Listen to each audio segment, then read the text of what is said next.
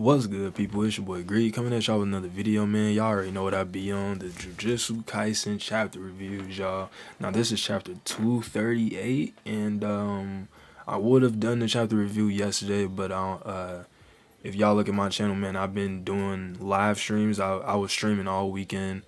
I was streaming Assassin's Creed Mirage all weekend, so I streamed that entire game and that whole story. So if y'all want to go check that out, go ahead and look at my streams.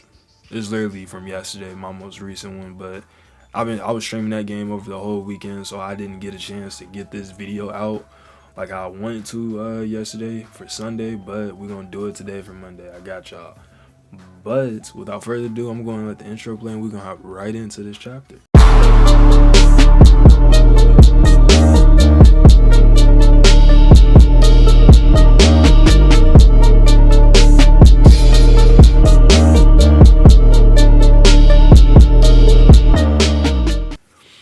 Alright, y'all, so like I said, man, it's chapter 238, and we're still in the fight with Sukuna. It's starting to seem like everybody is starting to fight Sukuna now. Like, everybody's starting to box him now. Everybody getting their little turns in.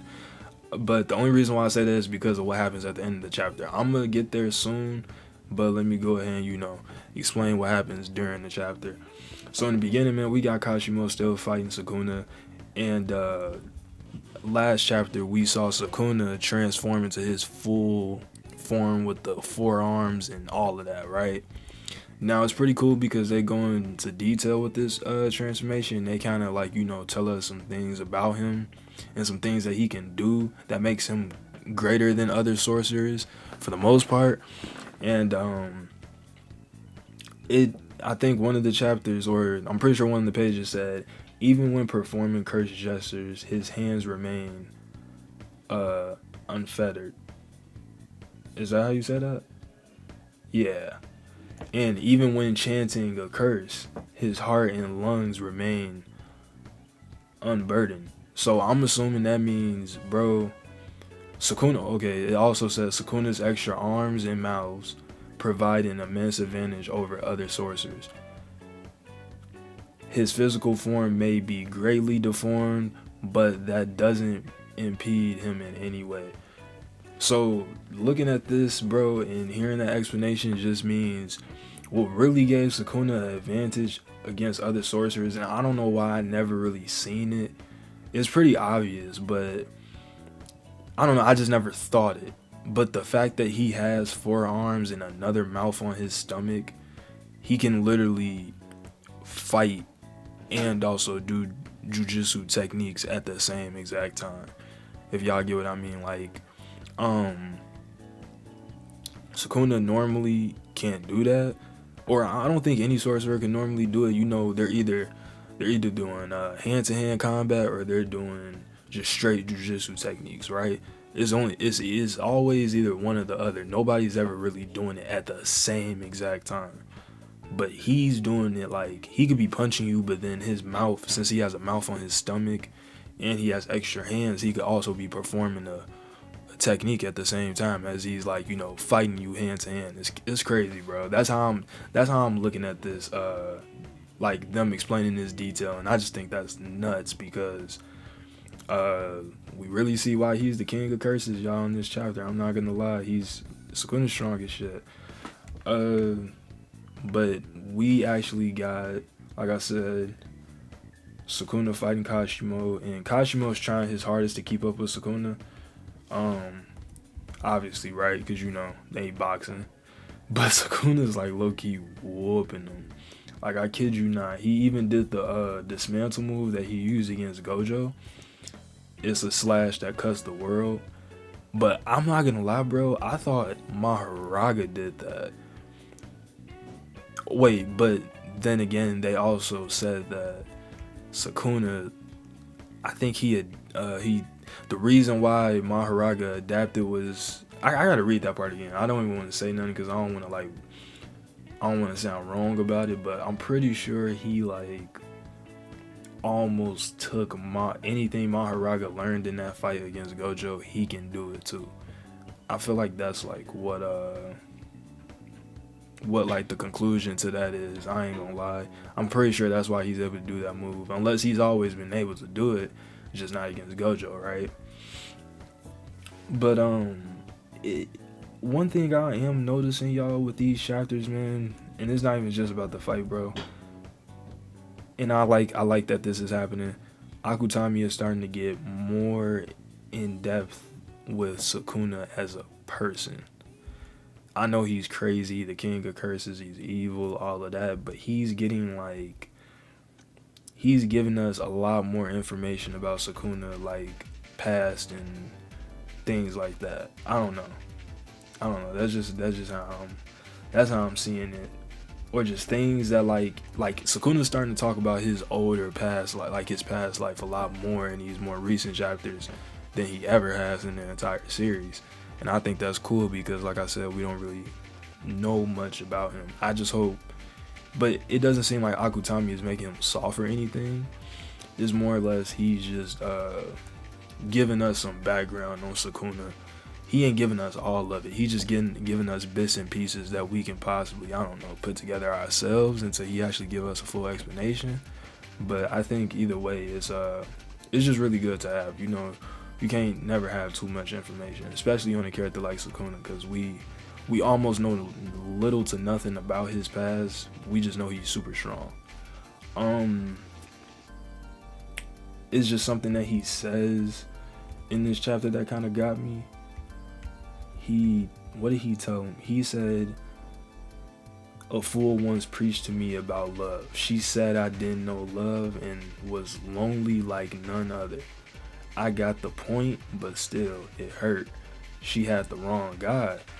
She'd have done better preaching to you or Gojo." He was saying this to Kashimo, like she would have had a way better job of saying some shit like that to Gojo or Kashimo, because you know it applies to them more than it does to him. And I think what he's really trying to say is like, he said he understand love and I understand love and I say to you, love is worthless. So it's like he gets it, but the reason why he thinks it's worthless is because he says, I've never needed anyone to satisfy me. I eat when I want to eat, play with what amuses me, and kill whoever's in my way, right? Like Sukuna's he's always going to entertain himself no matter what. He doesn't, that's just the way he works. He thinks he doesn't need anybody, which so far he's proven he don't.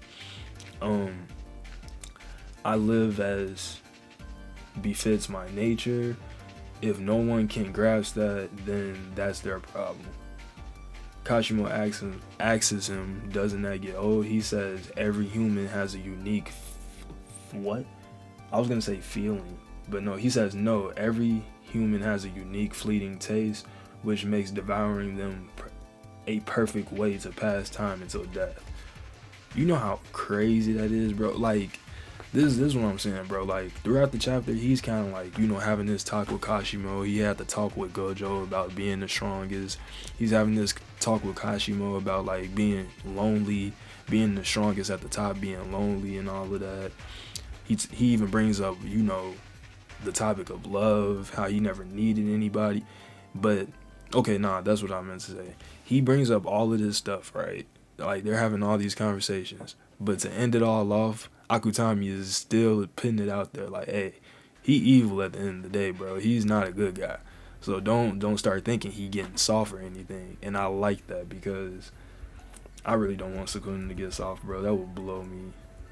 Honestly, it wouldn't be that bad, but it's just, I don't know, bro. He done some crazy stuff, like, ever since he got into the series, bro. He has been, like, on demon time.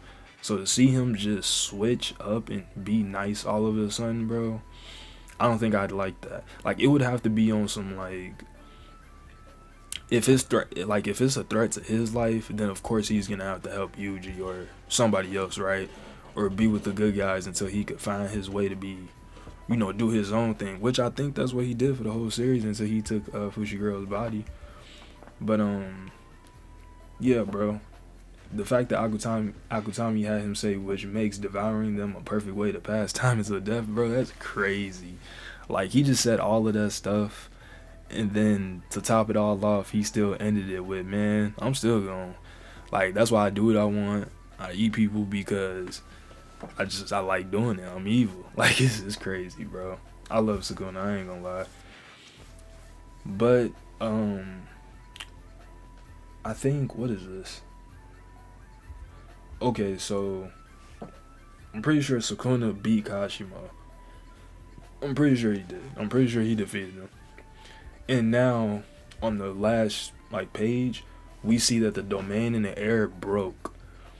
And Uraume, I'm pretty sure that's how you say that person's name, is falling from the sky. Hikari is falling from the sky, but now we also got Yuji and I can't remember the judge's name, bro.